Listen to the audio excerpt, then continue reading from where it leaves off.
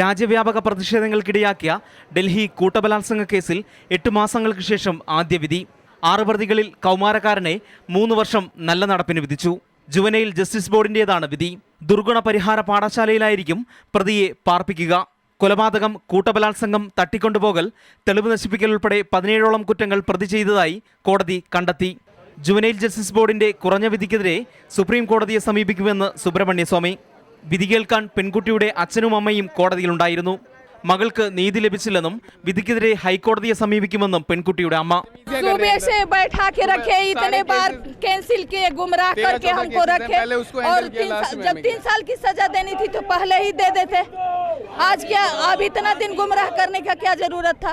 വിധി പ്രഖ്യാപനത്തിന് ശേഷം കോടതിക്ക് പുറത്ത് നീതി നിഷേധത്തിനെതിരെ പ്രതിഷേധം നടന്നു. ബാക്കി 5 പ്രതികളുടെ കാര്യത്തിൽ സെപ്റ്റംബർ പകുതിയോടെ വിധിയുണ്ടാകും. കൗമാരക്കാരന് ലഭിച്ചത് 3 വർഷത്തെ നല്ല നടപ്പ് മാത്രം. പെൺകുട്ടിയോട് ഏറ്റവും ക്രൂരമായും മൃഗീയവുമായും പെരുമാറിയത് ഈ കൗമാരക്കാരനാണെന്നിരിക്കെ ജുവനൈൽ എന്ന പദത്തിന്റെ പുനർനിർവചനവുമായി ബന്ധപ്പെട്ടുള്ള ചോദ്യങ്ങളാണ് ഈ വിധിയിലൂടെ ഉയരുന്നത്.